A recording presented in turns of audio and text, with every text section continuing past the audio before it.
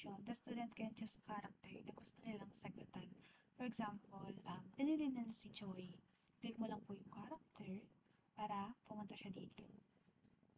So, itong mga to, A, B, C, and letter D are clickables.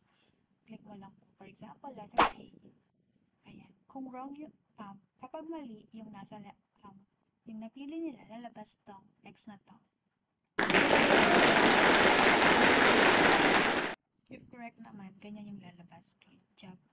So, for example, tapos na silang mag-answer dito. Click mo lang tong arrow na to sa baba para bumalik siya dito. As you can see, nawalan si Joey.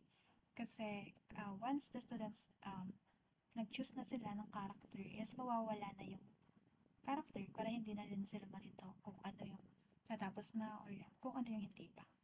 So, since 9 lang po yung character sa inside out, 9 lang din po yung lagay ko dito. Kaya, ayan, 9 lang po yung may questions sa evaluation yan.